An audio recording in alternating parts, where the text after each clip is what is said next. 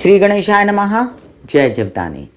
Beauty with astrology की founder मैं कामिनी खन्ना आप सभी समझदार श्रोताओं के साथ एक विशेष चर्चा लेकर हाजिर हूँ और वो विशेष चर्चा ये है कि एक नई कहानी लिखने जा रहे हैं मिथुन राशि वाले। मैं ऑलरेडी आपको मिथुन राशि वालों एक वक्तव्य गुरु के वृषभ राशि में जाने का दे चुकी हूँ, लेकिन जब आप लोगों के कई कॉल्स आए कि कई हमारे ज्योतिष भाई बहन कह रहे हैं कि वृषभ राशि में गुरु जो है वो बहुत हानि पहुंचाएगा मिथुन राशि को, तो क्या कामनी जी ऐसा होने जा रहा है। तब मैंने 2 से 3 दिन लग के अध्ययन किया इस विषय पर कि आखिर होने क्या जा रहा है मिथुन राशि के साथ जब 1 मई को गुरु वृषभ राशि में प्रवेश करेंगे। उस अध्ययन के दौरान मैंने ऐसी कई चीज़ें पाई जो मैंने लिख ली, जो कि बहुत ही पॉजिटिव हैं और जो कि बहुत सारा फ़ायदा मिथुन राशि वालों को जीवन में देने वाली है, और जिन चीज़ों के कारण मिथुन राशि वाले जो हैं वो मुक्त हो जाएंगे कई चिंताओं से। तो आइए वीडियो को शुरू करने से पहले आपको मैं बता दूं कि ये वीडियो पहली बार कह रही हूं मैं कि ये वीडियो अंत तक ज़रूर सुनिएगा, क्योंकि ये आपके लिए अत्यंत उपयोगी है मिथुन राशि वालों। और अगर कोई मिथुन राशि का नहीं है और उसके घर में कोई मिथुन राशि का व्यक्ति है तो वो भी इसे अवश्य सुने। अब मिथुन राशि मिथुन लग्न के हिसाब से, दोनों के हिसाब से ये वक्तव्य मैं यहाँ पर करने जा रही हूँ। और आप लोगों से एक और नम्र विनंती है कि सब्सक्राइब कीजिए मेरा ये YouTube channel YouTube/Beauty with Astrology। जब आप सब्सक्राइब करेंगे तो पॉपअप होकर ऊपर बेल बटन आएगा और उससे क्लिक करते ही मेरे चैनल की सभी जानकारियाँ आप तक सबसे पहले पहुँचती रहेंगी। राशिफल इस बार लग्न और राशि दोनों के हिसाब से मिथुन राशि का बताने जा रही हूँ। बहुत डर चुके हैं मिथुन राशि वाले, जिन के गुरु जो हैं 6, 8, 12 में आ रहे हैं, उनके विषय में ये वक्तव्य मैं और भी लेकर आऊँगी। जैसे मिथुन राशि वालों के लिए 12वें जा रहा है गुरु उनकी राशि से, उनके लग्न से, तो इस विषय पर मैं आपके साथ गहन चर्चा कर रही हूँ। अब हम जानते हैं, चर्चा को आगे बढ़ाते हैं। देखिए, उपाय के तौर पर तो मैं काफ़ी उपाय अपने पिछले वीडियो में बता चुकी हूँ। इस वीडियो में मैं आपको डिस्क्रिप्शन में लिंक दूंगी, वो उपाय आप ज़रूर सुन लीजिएगा जो पिछले वीडियो का है, और गुरु का सेपरेटली उपाय भी दे दूंगी आपको। किसी साधु संत के शरण में जाना, मेडिटेशन, ध्यान, योगा करना या अपने घर के मंदिर में तपस्या करना, ये गुरु का परम उपाय आपके लिए पूर्ण वर्ष पर्यंत रहेगा। और कई सारे छोटे छोटे उपायों का डिस्क्रिप्शन में लिंक है, उसे अवश्य देखें। अब हम जानते हैं कि गुरु क्या है। गुरु, जैसा कि हम सब जानते हैं और जो नए आए हैं मेरे चैनल पर उनके लिए, ये व्यवसाय, शादी और साथ में आपकी संतान, आपका धन, आपकी प्रतिष्ठा, आपका ज्ञान और आपकी उन्नति, इसका मालिक है गुरु। सात्विकता का, अध्यात्म का मालिक है, ज्ञान का मालिक है गुरु, अपना आधिपत्य रखता है इसके ऊपर। और ये गुरु जो है आपकी कुंडली में मिथुन राशि वालों, यहाँ पर 7वें स्थान और 10वें स्थान पर अपना आधिपत्य रखता है। और जा कहाँ रहा है? वृषभ राशि में। वृषभ राशि कहाँ स्थित है? आपके 12वें भाव में वृषभ राशि स्थित है। वृषभ राशि का स्वामी कौन है? शुक्र। गुरु की शुक्र से एनिमिटी है। गुरु और शुक्र आपस में शत्रु हैं, ये एक बेसिक रूल है, हम सब जानते हैं। लेकिन ये थॉट भी आपको मान्य करना पड़ेगा कि 2 गुरु जब आपस में मिलते हैं, एक दैत्याचार्य और एक देवाचार्य, तो वो अनाप शनाप अनर्गल वार्तालाप नहीं करेंगे। वो बात करेंगे ज्ञान की, वो बात करेंगे सामंजस्य की, वो बात करेंगे कि म्यूचुअल अंडरस्टैंडिंग कैसे हो। कोई भी उच्छृंखलपना नहीं दिखाएगा, क्योंकि वो दोनों ही गुरु हैं। और गुरु और शुक्र के कॉम्बिनेशन में बहुत सारी अच्छी चीज़ें भी होती हैं, जिनको मैं अभी आपको बताने जा रही हूँ। और गुरु शुक्र कॉम्बिनेशन में महालक्ष्मी योग भी बनता है, ये बिल्कुल भी ना भूलें आप। गुरु नारायण है और शुक्र लक्ष्मी है।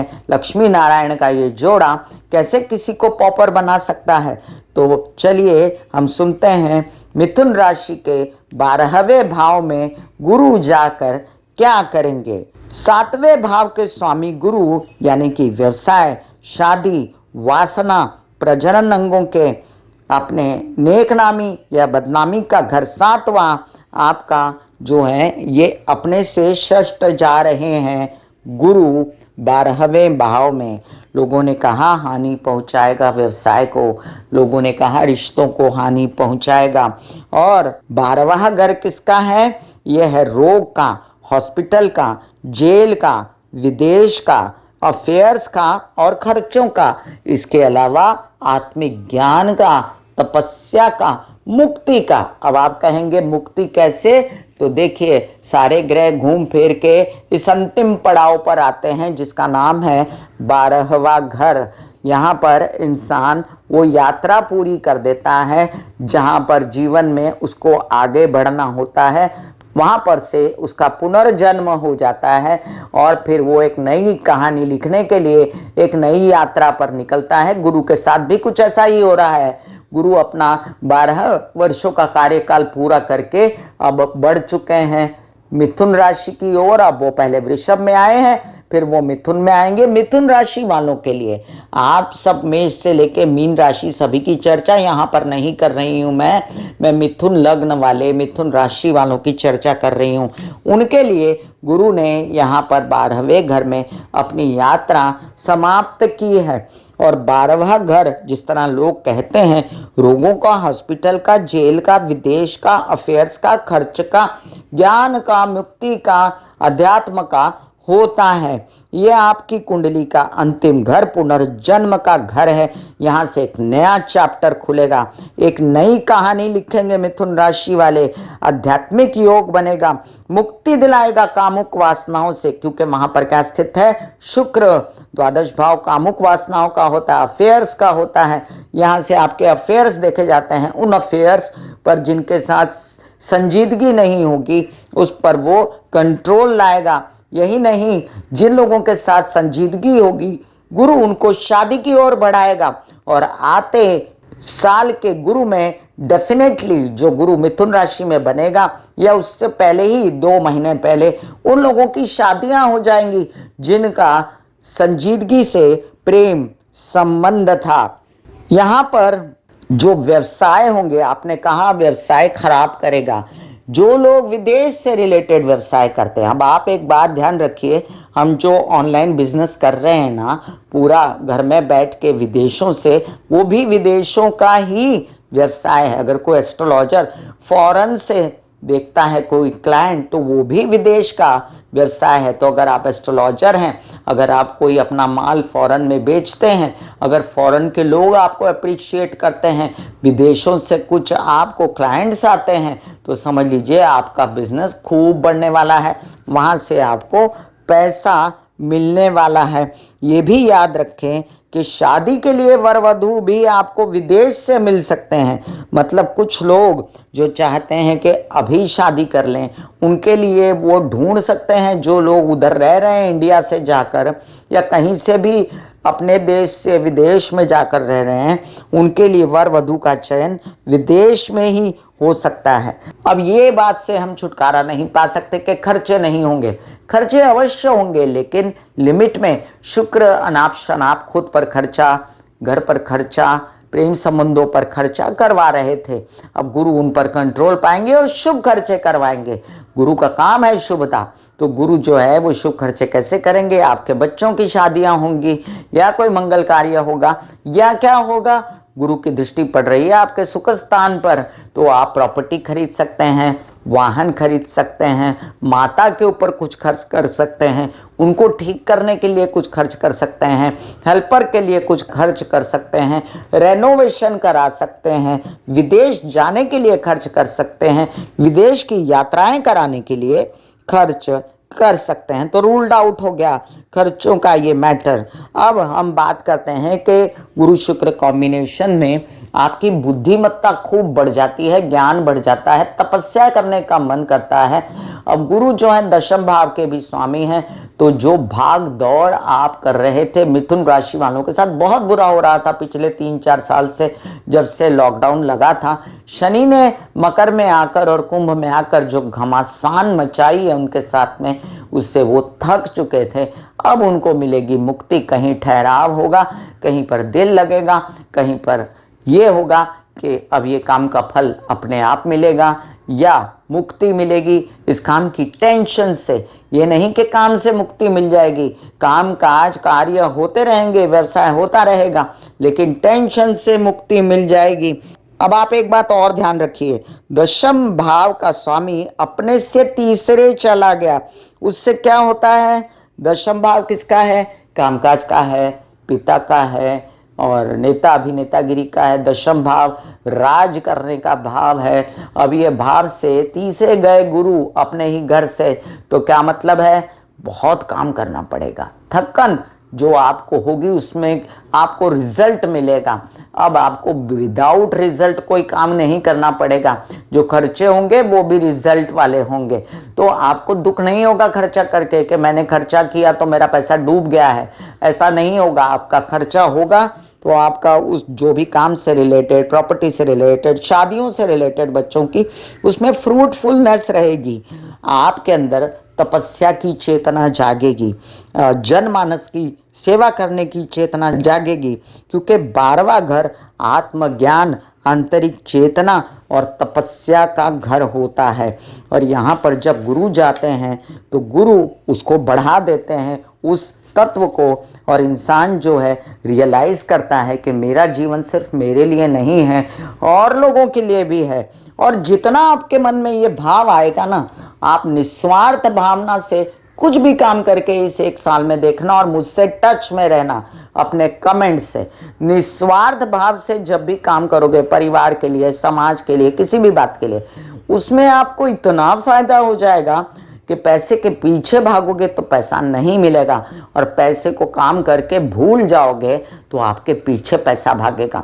आप सोच भी नहीं सकते, इतनी नेक नामी होगी, इतना नाम होगा, इतनी तपस्या होगी, इतना भगवान में मन लगेगा और मुक्ति के मार्ग आपके खुल जाएंगे। एक बात और, बिजनेस से अगर आपका मोह छूटेगा तो आप बिजनेस करना नहीं छोड़ेंगे, आप बिजनेस करेंगे। आपके दशम भाव का स्वामी तृतीय भाव में गया। तृतीय भाव किसका होता है? पराक्रम का, उत्साह का, मेहनत का। और मेहनत आप पूरी करेंगे बिजनेस के लिए, लेकिन अंदर से बिजनेस के प्रति आपको दुखी करने वाला मोह छूट जाएगा। फल प्राप्ति के लिए आप दुखी नहीं होंगे। आपको ये भी याद रखना पड़ेगा कि 7वें घर का स्वामी अपने से षष्ठ चला गया। अब क्या क्या खबरदारी भी बरतनी है, इसका भी मैं आपको ज्ञान करा दूं। 7वें घर का स्वामी जब अपने से षष्ठ जाता है तो 7वां घर व्यवसाय का, वर वधु का, और साथ में 7वां घर आपकी नेकनामी, बिजनेस अफेयर्स, कामुक इच्छाएं, प्रजनन अंग, इनका होता है। सबसे पहले अपनी तबीयत का ध्यान रखना है, प्रजनन अंगों का ध्यान रखना है, और वर वधु अगर चयन कर रहे हैं उनका ठीक से चयन करना है। ये भी याद रखना है कि आपकी शादीशुदा जिंदगी के आपके पार्टनर की तबीयत का ध्यान रखना है। और 7वां घर का कहा मैंने, बिजनेस का, अपने से षष्ठ गया, तो यहाँ पर आपको लोन्स नहीं लेने हैं किसी से इस दौरान, बैंक लोन्स नहीं लेने हैं, कर्जा नहीं लेना है व्यवसाय बढ़ाने के लिए। काम करते करते अगर तबीयत आपकी ज़रा सी भी सुस्त हो, आराम कीजिए, विरोधियों से सावधान रहिए। अब दशम का स्वामी अपने से तृतीय गया है तो काम के लिए मेहनत करेंगे, लेकिन मुक्ति भाव से जनहित में काम करें, आपके पीछे पीछे पैसा आएगा। छोटे भाई बहन आपकी मदद करेंगे, काम के लिए यात्राएं भी होंगी, क्योंकि दशम भाव का स्वामी अपने से तृतीय गया, तृतीय भाव यात्रा का होता है, तो आपकी यात्राएं भी खूब होंगी, शुभ काम के लिए यात्राएं होंगी। यहाँ पर अब 2 एंगल्स बच गए जिसकी चर्चा मैं अभी फटाफट आपको किए देती हूँ। गुरु शुक्र के घर गया, विदेशों से लक्ष्मी योग, स्व पर खर्चा बंद, काम वासना जो टॉलरेबल नहीं होती कभी कभी लोगों को, वो कम हो जाएगी। महालक्ष्मी योग बनेगा गुरु के शुक्र में जाने से। आपके द्वादश, अगर कोई साधु सन्यासी हैं तो लोग उन पर बड़ा ही फेथ रखेंगे, उनको बड़ा ही प्रमोट करेंगे। अब बॉडी पेन, थकान, इन सब बातों का आपको ध्यान तो रखना ही है। और अगर आप शुगर इनटेक और अपने मोटापे का भी ध्यान रखें तो आपको कोई तकलीफ नहीं होगी। आपको क्या करना है? सिर्फ एक्सरसाइज, योग, मेडिटेशन, प्राणायाम, इन सब चीज़ों में ध्यान रखते हुए बाहर का खाना बंद कीजिए। आप ज़्यादा होटलों में घूमना बंद कीजिए और थोड़ा सा बेसिक रहिए इंडियन संस्कृति के साथ में। मंदिर विजिट करते रहिए जहां आपका मन करे। आपके भगवान के घर आपके लिए बेस्ट है कि आप दुर्गा की आराधना करें शुक्रवार के दिन, महालक्ष्मी की आराधना करें गुरुवार के दिन, कोई प्रॉब्लम नहीं होगी आपको। और अब मैं एक बात यहाँ पर और बता दूं कि गुरु की शुभ दृष्टियों के कारण भी आपको बहुत सारा फायदा होने जा रहा है। उससे आप बिल्कुल भी ऐसे न समझिएगा कि कोई प्रॉब्लम हो रही है। एक बात खाली आपको देखना है कि गुरु की नवम दृष्टि जो नीच की बन जाती है, जो कि आपके अष्टम भाव पर पड़ती है, वहाँ पर राशि मकर राशि आती है। तो आप जो है सब कुछ करने से पहले हेल्थ को सर्वोपरि रखिएगा। जिसकी हेल्थ अच्छी रहती है वो सारे प्रॉब्लम सॉर्ट आउट कर देता है और किसी प्रॉब्लम से डरता नहीं है, वो जुझ जाता है अपने प्रॉब्लमों के साथ। एम आई राइट? अगर मैंने ये वीडियो में आप लोगों से ऑनेस्टली संवाद साधा है, कमेंट में लिखिए आपको कैसा लगा। देखते जाइए, गौर कीजिएगा जो जो मैंने कहा है वो आपके साथ हुआ है कि नहीं। प्रोवाइडेडली आपको मेरी बात माननी है जो मैंने कहा। अगर आप गरिष्ठ खाएंगे, मद्यपान करेंगे, बूजिंग फैगिंग करेंगे तो मैं जिम्मेदार नहीं उस बात की कि आपने अपनी हेल्थ का ध्यान नहीं रखा, अपने पैसे का ध्यान नहीं रखा, अपने परिवार का ध्यान नहीं रखा। अदरवाइज जो जो मैंने कहा है उस पर कमेंट ज़रूर करिए। God bless you, take care and good bye.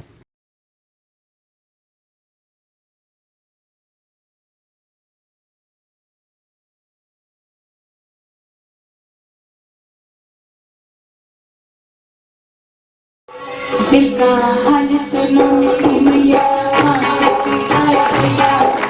दिल का हाल सुनो मेरी मैया, शक्ति आए भैया। दुनिया से मेरी बहना, हम से भैया।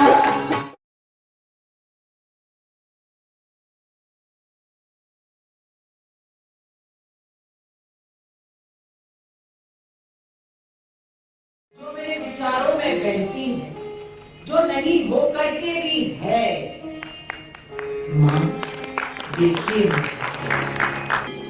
चलो ख्यालों में ही सही, नींद न सही जागती आंखों का सपना